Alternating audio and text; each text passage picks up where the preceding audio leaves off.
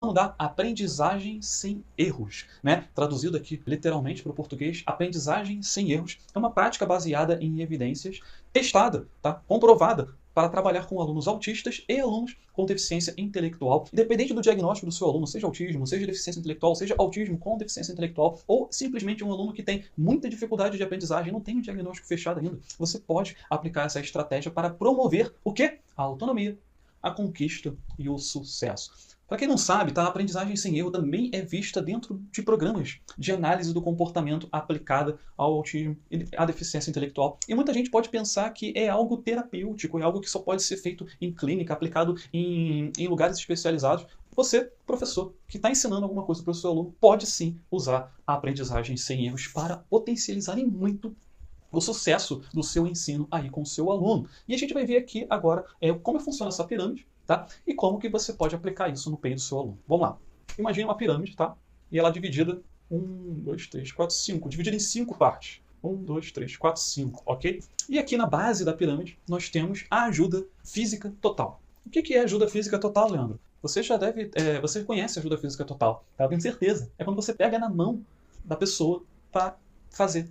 Quando você tá, imagina com uma criança pequena, pensa nos seus filhos pequenos, quando você pegava na mão para ensinar ele a segurar o talher, pegava na mão para ensinar ele a segurar o lápis, pegava na mão para ensinar ele a vestir uma roupa, a se ensaboar, a fazer escovar o dente, segurava na mãozinha da criança junto para fazer o movimento de escovar o dente, né? Ajuda física total. E aqui é o máximo, é o nível máximo de ajuda que a gente pode oferecer. Mas por que a gente oferece essa ajuda? Para que o erro não aconteça. Né? Imagina que você está ensinando uma criança a escovar os dentes, uma criança pequena, né? Uma criança de 2 aninhos, 1 ano e meio, e aí você segura na mãozinha dela e faz os movimentos junto com ela. Você está fazendo os movimentos junto com ela, você sabe quais são os movimentos certos, e aí, conforme você faz isso, você elimina totalmente o erro. Né? A criança está fazendo? Está. Sozinha? Não. Mas ela está acertando? Sim. Então ela está fazendo e está acertando. E é isso que importa aqui, dentro de um contexto de aprendizagem sem erro. Foi comprovado cientificamente isso, tá? Quando a gente promove uma experiência de acerto, o aluno aprende mais. É melhor para ele. A gente elimina a frustração do aprendizado. O erro gera frustração.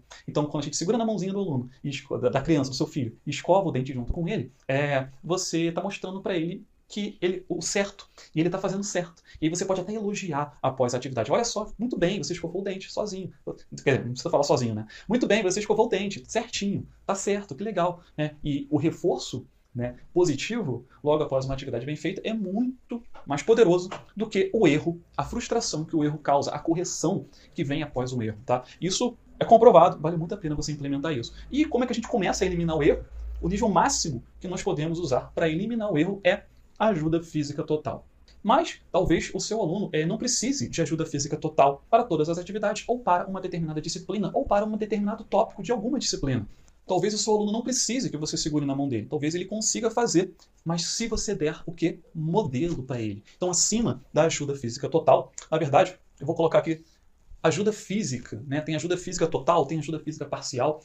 A ajuda física é o nível mais invasivo de ajuda que a gente pode entregar. Acima da ajuda física, total ou parcial, né, nós temos a modelagem. O que é a modelagem? Ao invés de eu segurar na mãozinha para escovar o dente junto, para que a criança escova o dente sem errar, eu pego a minha escova de dente e faço na frente dela o movimento mostrando. Ela tem que estar me vendo, olhando para mim, e ela imita o movimento que eu estou fazendo. Olha só, ao invés de pegar na mão para fazer, eu faço e ela me imita. Eu faço e ela me imita. Isso é muito poderoso. Às vezes você tem um aluno aí que você não está segurando na mão dele para ele fazer a atividade, tudo bem, mas ele não está fazendo atividade. Não está fazendo atividade. Não consegue fazer atividade. E o nível de ajuda que você pode entregar é a modelagem. Olha só, você faz, por exemplo, tem 3 questões. Elas têm que possuir a mesma estrutura, obviamente, a mesma lógica de resolução. Se essas questões estão estruturadas e obedecem uma mesma lógica de resolução, tá? Então você faz a primeira e logo a partir da primeira, fazendo a primeira junto com o aluno, ele consegue entender o que precisa ser feito na segunda. E ele consegue entender o que precisa ser feito na terceira. Obviamente, isso só vai funcionar se essas questões estão estruturadas. Elas têm a mesma lógica de raciocínio em todas elas para que o aluno consiga alcançar a resposta, né? Dentro de um mesmo contexto, um mesmo tópico de ensino. Por isso que é importante a gente trabalhar com objetivos estruturados. E a gente vai falar mais para frente também de materiais estruturados. Mas se o seu aluno pode se beneficiar de ajuda física, total ou parcial, vale a pena colocar isso no plano de ensino individualizado dele. Da mesma forma, modelagem. Se vale a pena dar o modelo para o aluno antes de entregar uma atividade para que ele faça sozinho, coloque modelagem no plano de ensino individualizado dele, para aumentar a autonomia, aumentar a taxa de sucesso, aumentar os acertos. Isso é muito importante para a conquista do seu aluno. E logo acima de modelagem nós temos a ajuda gestual. O que é ajuda gestual? É quando nós apontamos uma direção, nós sinalizamos com gestos para onde o aluno deve direcionar a atenção dele para encontrar uma resposta. Então, se eu tenho um texto, né, e o aluno está com dúvida numa questão de interpretação do texto, eu vou lá e aponto, ó, essa direção aqui. Ou se ele está resolvendo uma questão de matemática e não está conseguindo encontrar uma solução ali, eu vou e aponto a direção, ou aponto a direção no mapa, ou aponto a direção dentro de um livro, onde que ele tem que olhar. Eu aponto dentro de uma atividade lúdica que está acontecendo, o caminho que o meu aluno tem que seguir para terminar o jogo, para conseguir concluir a tarefa. Né? Tudo que for gestual e que faz sentido usar num determinado momento, conta como ajuda gestual. E é menos invasivo do que a modelagem e é menos invasivo do que a ajuda física. É muito importante a gente entender que tem uma graduação aqui. Né? Tem uma graduação. Se o seu aluno tem muita dificuldade de aprendizagem, você começa por aqui, depois pula para cá, depois pula para cá e depois pula para a próxima, que é... Olha só onde entra a ajuda verbal aqui. Eu vejo o tempo todo alunos sendo ajudados com ajuda verbal nas escolas. Por quê? Porque é o que é esperado. Né? Eu não estou conseguindo fazer uma atividade, o professor vem e me oferece o quê? A ajuda verbal. Ele não me dá um modelo. Ele não pega na minha mão. Ele não aponta a direção. Ele vai e me oferece uma ajuda verbal. Ele explica a questão, ele explica o enunciado, ele explica o que precisa ser feito verbalmente. Isso é quase que unânime na maioria das escolas. Se algum aluno tem alguma dificuldade, ele recebe o quê? Uma explicação verbal, um tipo de ajuda verbal. Porém, olha só, nem todo aluno se beneficia de uma ajuda verbal. Existem alunos mais visuais. Existem alunos que estão precisando de uma ajuda gestual, ou estão precisando de um modelo, ou estão precisando de uma ajuda física. Quando a gente pula direto para cá, para o aluno que precisa de uma ajuda física, a gente está pulando etapas. E ninguém aprende pulando etapas. Então, se o seu aluno precisa de ajuda física, entregue a ajuda física. Depois, reduza a ajuda para a modelagem, depois reduza para a ajuda gestual e depois reduza para a ajuda verbal. A ajuda verbal está quase aqui na pontinha. Mas o que tem aqui em cima dentro da pontinha? Vamos lá. A ajuda visual.